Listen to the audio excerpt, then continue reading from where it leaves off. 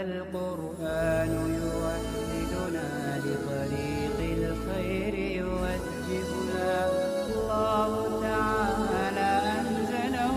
ورسول الله معلم. بسم اللہ الرحمن الرحیم قال ودعا بما یشبہ الفاظ القرآن. مصنف فرماتے ہیں کہ اور دعا کرے ایسے الفاظ کے ساتھ جو الفاظ قرآن کے مشابہ ہو، والادعیۃ الماثورۃ اور معثورہ دعاؤں کے مشابہ ہو، لما روینا اس حدیث کی وجہ سے جو ہم نے روایت کی ہے، من حدیث ابن مسعود رضی اللہ عنہ،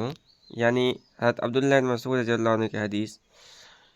قال له النبی علیہ السلام ثم اختر من الدعاء اطیبها وعاجبها الیک.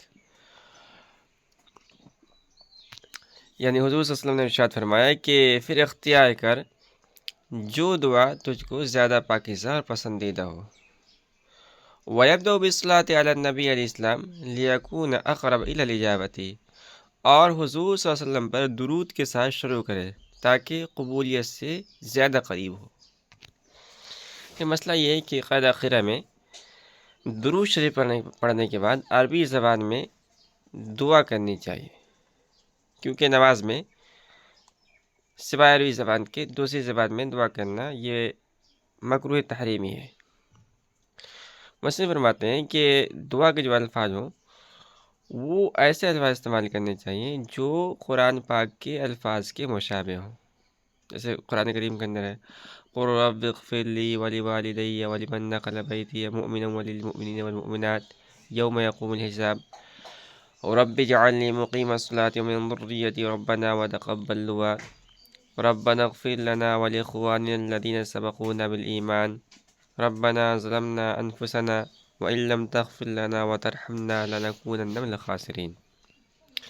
یا جو نماز کے اندر پڑھ رہا ہے وہ دعا ان دعاؤں کے مشابہ ہو جو دعائیں حضور صلی اللہ علیہ وسلم سے مروی ہیں. مثال کے طور پر حضرت ابوبکر صدیق رضی اللہ عنہ سے روایت ہے کہ انه قال لرسول اللہ صلی اللہ علیہ وسلم علمنی یا رسول اللہ دعاء ادعو به فی صلاتی فقال قل اللهم انی ظلمت نفسی ظلما کثیرا فإنه لا يغفر الذنوب إلا أنت فاغفر لي مغفرة من عندك إنك أنت الغفور الرحيم.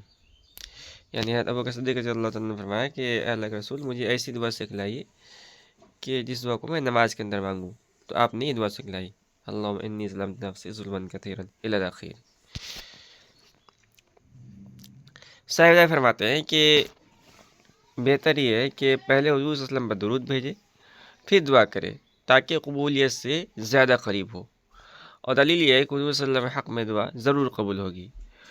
اور کریم سے یہ بات بعید ہے کہ بعض دعا کو قبول کرے اور بعض کو رد کر دے.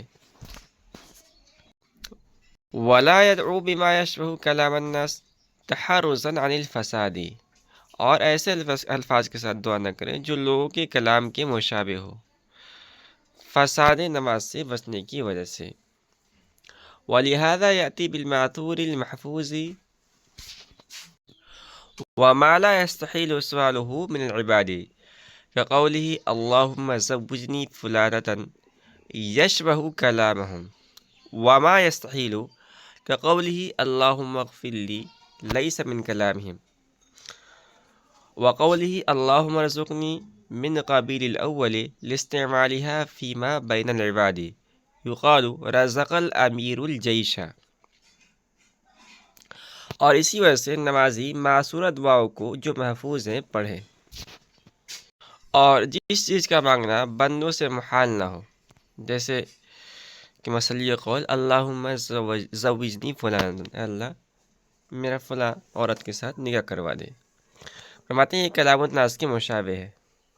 اور جس چیز کا مانگنا محال ہو جیسے کہ مثلی قول اللہم اغفر لی، تو یہ کلام الناس میں سے نہیں ہے. اور مثلی کہنا اللہم ارزقنی یہ قسم اول سے ہے، کیونکہ یہ کلام لوگوں میں باہم مستعمل ہوتا ہے. چنانچہ کہا جاتا ہے رزق الامیر الجیش، امیر نے لشکر کو رزق دیا.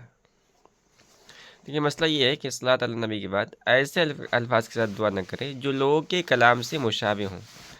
تاکہ نماز کا وہ جز جو کلام الناس کے ساتھ متصل فاسد ہونے سے محفوظ رہ سکے۔ اسی وجہ سے کہا گیا ہے کہ نمازی کو چاہیے کہ وہ دعائے معذورہ پڑھے۔ اس کو مصنف رحمۃ اللہ علیہ نے واضح کیا ہے کہ کلام الناس کے مشابہ کون سی دعا ہے اور اس کا مفہوم کیا ہے۔ فرماتے ہیں کہ تشہد کے بعد اگر ایسے الفاظ کے ساتھ دعا کی جو کلام الناس کے مشابہ ہو تو اس سے پوری نماز فاسد نہیں ہوگی، کیونکہ تشہد کے بعد اگر حقیقتاً کلام الناس پایا جائے تو نماز فاسد نہیں ہوتی ہے۔ بہرکہ اب یہی ہے بات کہ کون سی دعا کلام الناس سے مشابہت رکھتی ہے اور کون سی دعا کلام الناس سے مشابہت نہیں رکھتی ہے، تو اس کے میں فرمایا کہ جس چیز کا بندوں سے مانگنا محال نہ ہو، جیسے کہ اللہم زوجنی فلانتن، تو یہ کلام الناس کے مشابہ ہے، اور جس کا بندوں سے مانگنا محال ہو، جیسے کسی نے کہا کہ اللہم اغفر لی، تو یہ کلام الناس کے مشابہ نہیں ہے۔ اچھا، ایک تیسرا کلام ہے اللہم ارزقنی، تو یہ کس قبیل سے ہے؟ تو مصنف فرماتے ہیں کہ یہ پہلی قسم کی قبیل سے ہے، یعنی یہ کلام الناس کے مشابہ ہے صحیح قول کے موافق۔ اور دلیل یہ ہے کہ یہ کلام لوگ باہم مستعمل ہوتا ہے، چنانچہ عرف کے اندر کہا جاتا ہے رزق الامیر الجیش، امیر نے لشکر کو رزق دیا، تو اگر کسی نے روزی کی دعا کی تو یہ کلام الناس کے مشابہ مانا جائے گا۔ ثم يسلم عن يمينه فيقول السلام عليكم ورحمة الله، وعن يساره مثل ذلك، لما روى ابن مسعود رضي الله عنه أن النبي عليه السلام كان يسلم عن يمينه حتى يرى بياض خده الأيمن، وعن يساره حتى يرى بياض خده الأيسر۔ فرماتے ہیں پھر اپنی دائیں طرف سلام پھیرے اور کہے السلام علیکم ورحمۃ اللہ، اور اس کے بعد اپنی بائیں طرف اسی کے مثل یعنی سلام پھیرے اور السلام علیکم ورحمۃ اللہ وبرکاتہ کہے، السلام علیکم ورحمۃ اللہ، کیونکہ حضرت عبداللہ بن مسعود رضی اللہ تعالیٰ نے روایت کیا ہے کہ حضور صلی اللہ علیہ وسلم اپنی دائیں طرف سلام پھیرتے حتیٰ کہ آپ کے دائیں رخسار کی سفیدی دیکھی جاتی تھی، اور بائیں جانب بھی سلام پھیرتے تھے یہاں تک کہ آپ کے بائیں رخسار کی سفیدی دیکھی جاتی تھی۔ ودواب التسلیمۃ الاولی من علی یمینہ من الرجال والنساء والحفظۃ وکذلک فی الثانیۃ، یعنی کہ اور پہلے سلام سے یعنی سلام پھیرتے وقت ان کی نیت کرے جو اس کے دائیں جانب ہو، خواہ مرد ہوں یا عورتیں ہوں، فرشتے ہوں، اور اسی طرح دوسرے سلام میں بھی یہی نیت کریں، لأن الاعمال بالنیات، کیونکہ اعمال کا دار مدار نیتوں پر ہے۔ ولا ينوي النساء في زماننا ولا من لا شركة له في صلاته والصحيح لأن الخطاب حظ الحاضرین، اور امام عورتوں کی نیت نہ کرے ہمارے زمانے میں خاص طور پر، اور نہ ایسے آدمی کی نیت کرے جس کو اس کی نماز میں شرکت نہیں ہے، یہی صحیح قول ہے کیونکہ خطاب یہ حاضرین کا حصہ ہے۔ دیکھیے مسئلہ یہ ہے کہ قاعدہ کے اندر تحیات پڑھنے کے بعد، درود شریف پڑھنے کے بعد، دعائے معصورہ پڑھنے کے بعد اب مصلی دونوں طرف سلام پھیریں، پہلے دائیں طرف اور پھر بائیں جانب۔ اچھا، سلام کے الفاظ کیا ہیں؟ تو سلام کے الفاظ ہے السلام علیکم ورحمۃ اللہ۔ جمہور علماء اور کبار صحابہ کا سے یہی منقول ہے۔ دلیل حضرت عبداللہ بن مسعود رضی اللہ عنہ کی حدیث ہے کہ ان النبی صلی اللہ علیہ وسلم کان یسلم عن یمینہ حتی یری بیاض خدہ الایمن وعن یسارہ حتی یری بیاض خدہ الایسر۔ مصنف فرماتے ہیں کہ سلام پھیرتے وقت نیت کرے، کیا نیت کرے؟ ان لوگوں کا نیت کرے جو اس کے دائیں جانب ہے، خواہ مرد ہوں، خواہ عورتیں ہوں، یا حفاظت کرنے والے فرشتے ہوں۔ اسی طرح بائیں طرف سلام پھیرتے وقت بھی یہی نیت کرے، اور دلیل یہ ہے کہ اعمال کا دار مدار نیت پر ہے۔ مصنف فرماتے ہیں کہ ہمارے زمانے میں عورتوں کی نیت نہ کرے، کیونکہ اس زمانے میں عورتوں کا جماعت میں حاضر ہونا باجماع متاخرین متروک ہے۔ اسی طرح جو مسلمان نماز میں شریک نہیں ہیں ان کی بھی نیت نہیں کرے، یہی صحیح قول ہے۔ ولا بد للمقتدی من نیت امامہ فإن كان امام من الجانب الأيمن أو الأيسر نواه فيهم، اور مقتدی کے لیے امام کی نیت کرنا بھی ضروری ہے، لہذا اگر دائیں طرف ہو یا بائیں طرف ہو تو ان میں اس کی نیت کرے۔ وَإِنْ كَانَ بِحِذَائِهِ نَوَاهُ فِي الْأُولَى عِنْدَ أَبِي يُوسُفَ رحمه الله ترجيحا للجانب الأيمن، وعند محمد وهو رواية عن أبي حنيفة رحمه الله نواه فيهما لأنه ذو حظ من الجانبين۔ اور اگر امام مقتدی کے مقابل ہو تو امام ابی یوسف رحمۃ اللہ کے نزدیک مقتدی پہلے سلام میں امام کی نیت کرے دائیں جانب کو ترجیح دینے کی وجہ سے، اور امام محمد اللہ کے نزدیک، اور یہی ایک روایت ہے امام ابو حنیفہ رحمۃ اللہ علیہ سے، کہ مقتدی دونوں سلام میں امام کی نیت کرے کیونکہ امام دونوں جانب سے حصہ پانے والا ہے۔ تو یہ مسئلہ ہے کہ اسلام پھرتے وقت مقتدی کے لیے ضروری ہے کہ وہ اپنے امام کی نیت کرے۔ امام اگر دائیں طرف ہے تو دائیں طرف سلام میں نیت کرے، اور اگر امام بائیں طرف ہے تو اس طرف سلام میں امام کی نیت کرے۔ اچھا، اگر مقتدی امام کے بالکل پیچھے کھڑا ہے، امام صاحب محراب میں کھڑے ہیں اور محراب کے ٹھیک پیچھے وہ کھڑا ہے، تو کس سلام میں نیت کرے؟ تو حضرت امام ابی یوسف رحمۃ اللہ کا مذہب ہے کہ مقتدی دائیں طرف کے سلام میں امام کی نیت کرے، اس لیے کہ دائیں جانب کو بائیں جانب پر فضل حاصل ہے۔ اور حضرت امام محمد رحمۃ اللہ کا مسلک یہ ہے کہ دونوں طرف کے اسلام میں امام کی نیت کرے، اور یہی ایک روایت حضرت امام ابو حنیفہ رحمۃ اللہ سے بھی ہے۔ اور دلیل یہ ہے کہ امام یہ محاذی ہے، اور محاذی یہ دونوں طرف سے حصہ پانے والا ہوتا ہے۔ والمنفرد ينوي الحفظة لا غير لأنه ليس معه سواهم، فرماتے ہیں کہ منفرد جو تنہا نماز پڑھ رہا ہے وہ حفاظت کرنے والے فرشتوں کی نیت کرے، کیونکہ منفرد کے ساتھ سوائے حفظہ کے حفاظت کرنے والے فرشتوں کے اور کوئی نہیں ہے، لہذا اور کسی کی نیت نہیں کرے۔ والامام وینوی بالتسلیمتین هو الصحیح، کہہ رہے کہ امام دونوں سلاموں میں نیت کرے، یہی صحیح ہے۔ ولا ينوي في الملائكة عددا محصورا لأن الأخبار في عددهم قد اختلفت فأشبه الإيمان بالأنبياء عليهم السلام، کہہ رہے کہ ملائکہ کی جب نیت کرے نا تو معین عدد کی تعداد میں نیت نہ کرے، کیونکہ اخبار و حدیث ملائکہ کی تعداد میں مختلف ہے، لہذا یہ مسئلہ انبیاء علیہ السلام پر ایمان لانے کے مشابہ ہو گیا۔ ثم اصابت لفظة السلام واجبۃ عندنا وليس بفرض خلافا للشافعی رحمہ اللہ، کہہ رہے پھر ہمارے نزدیک لفظ السلام ادا کرنا واجب ہے اور فرض نہیں ہے، اس میں حضرت امام شافعی رحمۃ اللہ اختلاف ہے۔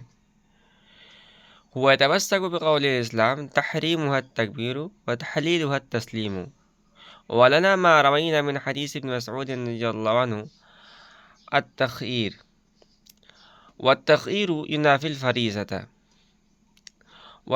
ينافي الفريضة والوجوب إلا أن أثبتنا الوجوب بما رواه احتياطا وبمثله لا يثبت الفرضية والله أعلم، کہہ رہے کہ امام شافعی رحمۃ اللہ کے جو مستدل ہے حضور پاک صلی اللہ علیہ وسلم کا ارشاد ہے تحریمها التکبیر وتحلیلها التسلیم، جی آپ نے فرمایا کہ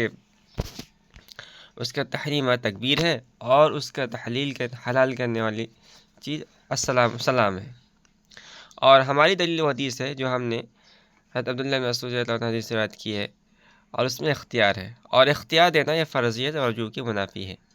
مگر ہم نے امام شافعی رحمۃ اللہ علیہ کی روایت کردہ حدیث کی وجہ سے احتیاطاً وجوب کو ثابت کیا ہے، اور اس جیسی حدیث سے فرضیت ثابت نہیں ہوتی ہے، اور اللہ ہی بہتر جاننے والا ہے۔ یہ مسئلہ یہ ہے کہ امام جب سلام پھیرے تو اپنے دونوں سلام میں حفاظت کرنے والے فرشتوں کی نیت کرے، اسی طرح جو اس کے پیچھے مقتدی ہیں ان کی بھی نیت کرے، یہی صحیح قول ہے۔ بعض فقہا نے کہا ہے کہ امام نیت کا محتاج نہیں ہے، اور بعض فقہا نے کہا ہے کہ اسلام کے اندر نیت کرنا کافی ہے۔ صاحب فرماتے ہیں کہ دونوں اسلام کے اندر نیت کرے، فرشتوں کی بھی اور مقتدیوں کی بھی۔ مسلم فرماتے ہیں کہ ملائکہ میں کسی عدد معین کی نیت نہ کرے بلکہ مطلقاً ملائکہ کی نیت کرے، کیونکہ ملائکہ یعنی جو حفاظت کرنے والے فرشتے ہیں ان کی تعداد میں آثار و احادیث مختلف وارد ہوئی ہیں، چنانچہ حضرت عبداللہ ابن عباس رضی اللہ عنہ کی روایت میں ہے کہ ہر مومن کے ساتھ 5 ملائکہ یعنی حفاظت کرنے والے فرشتے ہوتے ہیں، ایک دائیں طرف جو نیکیاں لکھتا ہے، اور دوسرا بائیں طرف جو برائیاں لکھتا ہے، تیسرا اس کے آگے رہتا ہے جو اس کو نیکیوں کی تلقین کرتا ہے، اور چوتھا اس کے پیچھے ہوتا ہے جو اسے یعنی مکارہ اور ناگوار چیزوں کو دور کرتا ہے، اور پانچواں اس کی پیشانی کے پاس رہتا ہے جو اس کو لکھ لیتا ہے، جو حضور صلی اللہ علیہ وسلم پر درود بھیجا جاتا ہے اور اس کو اللہ کے رسول صلی اللہ علیہ وسلم تک پہنچا دیتا ہے۔ جبکہ ایک دوسری روایت میں ہے کہ مع کل مومن 60 ملکن، اور ایک میں ہے کہ 160۔ تو جب ملائکہ حفظہ کی تعداد متعین نہیں ہے تو بغیر متعین کیے ان کی نیت نہ کرے۔ مصنف فرماتے ہیں کہ یہ مسئلہ انبیاء علیہ السلام پر ایمان لانے کے مشابہ ہو گیا، یعنی کوئی عدد معین کے بغیر تمام انبیاء علیہ السلام پر ایمان لانا ضروری ہے۔ اس کا مصنف نے ایک اور مسئلہ بیان فرمایا ہے کہ لفظ السلام ادا کرنا یہ ہمارے نزدیک واجب ہے، فرض نہیں ہے، اور امام شافعی رحمۃ اللہ کے نزدیک لفظ السلام کہہ کر نماز سے نکلنا یہ رکن اور فرض ہے۔ حضرت امام شافعی رحمۃ اللہ کی دلیل حضور پاک صلی اللہ علیہ وسلم کا ارشاد ہے تحریم و تکبیر و تحلیل و تسلیم۔ وجہ استدلال یہ ہے کہ جس طرح بغیر تکبیر کے نماز میں دخول صحیح نہیں ہے، اسی طرح بغیر سلام کے نماز سے نکلنا بھی صحیح نہیں ہے، اور سابق میں گزر چکا ہے کہ تکبیر تحریمہ فرض ہے، لہذا نماز سے نکلنے کے لیے السلام کہنا بھی فرض ہوگا۔ مثلا فرماتے ہیں کہ ہماری دلیل حضرت عبداللہ بن مسعود رضی اللہ عنہ کی حدیث ہے جو سابق میں کئی مرتبہ گزر چکی ہے۔